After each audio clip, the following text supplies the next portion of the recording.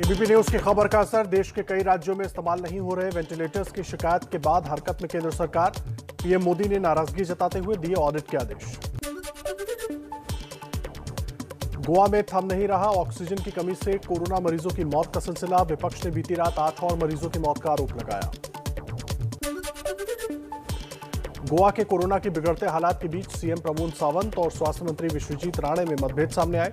स्वास्थ्य मंत्री का आरोप, सीएम ने पहले लॉकडाउन को नकारा। सीएम बोले बुलाने पर नहीं आते हैं विश्वजीत राणे। गोवा मेडिकल कॉलेज में ऑक्सीजन की कमी से 5 दिन में 83 कोरोना मरीजों की मौत पर घिरी राज्य सरकार। कांग्रेस के प्रदेश अध्यक्ष गिरीश चोडनकर ने सीएम प्रमोद सावंत और स्वास्थ्य मंत्री को ठहराया जिम्मेदार, कहा एफआईआर दर्ज कराएंगे। देश में लगातार कम हो रहे हैं कोरोना के नए केस। 24 घंटे में 3,26,000 नए मरीज, 3,890 लोगों की मौत। अब तक 18 करोड़ 4 लाख को लग चुकी है वैक्सीन। दिल्ली में कोरोना संक्रमितों की संख्या में बड़ी गिरावट। 24 घंटे में करीब 6,500 नए केस आए। संक्रमण की दर गिरकर 11% हुई।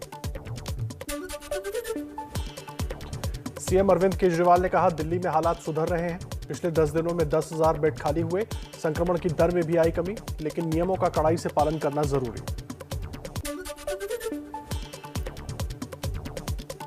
अगले हफ्ते से 995 रुपए में मिलेगी रूसी वैक्सीन स्पुतनिक की एक डोज। भारत में इसे डॉक्टर रेड्डीज बनाएगी। देश में प्रोडक्शन होने पर घट सकती है कीमत।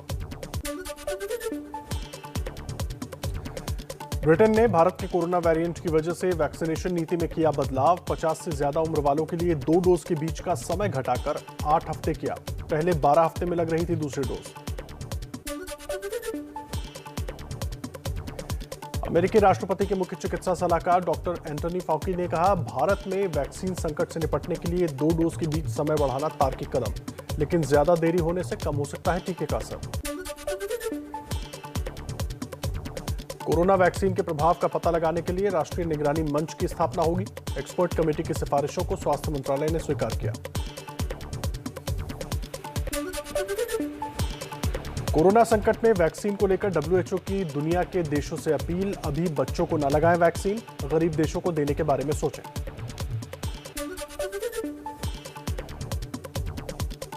गंगा नदी में बहाए गए शवों पर एबीपी न्यूज की खबर का असर।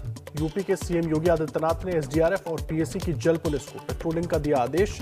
गांव में कोरोना मरीजों की पहचान के लिए चेतक टीमें भी बनाने का निर्देश। यूपी बिहार में गंगा नदी में मिलते शवों को लेकर राष्ट्रीय मानवाधिकार आयोग की बड़ी सिफारिश। केंद्र और राज्यों से कहा, मृतकों की गरिमा और अधिकार की रक्षा के लिए विशेष कानून बनाएं। यूपी के गांव में कोरोना संक्रमण फैलने की एबीपी न्यूज की खबर का बड़ा असर। लखनऊ के ग्रामीण इलाकों में जांच करने पहुंची यूपी स्वास्थ्य विभाग की टीम। गांव वालों ने एबीपी न्यूज को कहा शुक्रिया। लखनऊ के मोतीनगर राजकीय बालगृह से 32 कोरोना संक्रमित मरीजों के मिलने से हड़कंप। 29 मरीजों को सरस्वती कुंज बालगृह में किया गया आइसोलेट। इलाज के लिए डॉक्टरों की टीम गठित।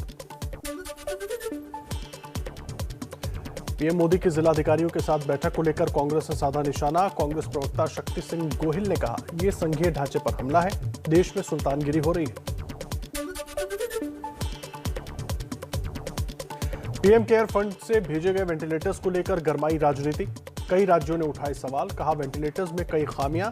बीजेपी ने कहा, राज्य सरकारों ने ठीक से नहीं निभाई भूमिका।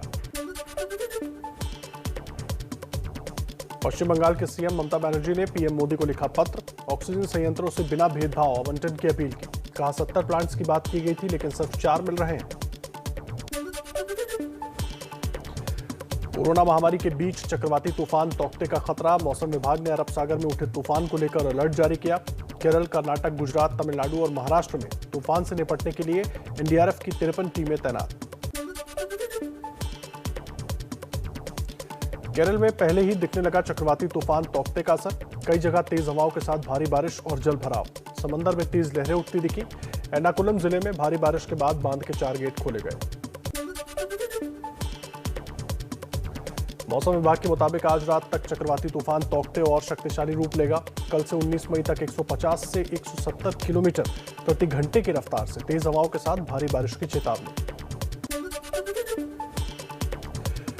मुंबई में तौकते तूफान की वजह से भारी बारिश का अलर्ट। बीएमसी ने आज और कल टीकाकरण रद्द किया। कोविड सेंटर और वैक्सीनेशन सेंटर के पास लंबे पेड़ों को छांटा जा रहा है।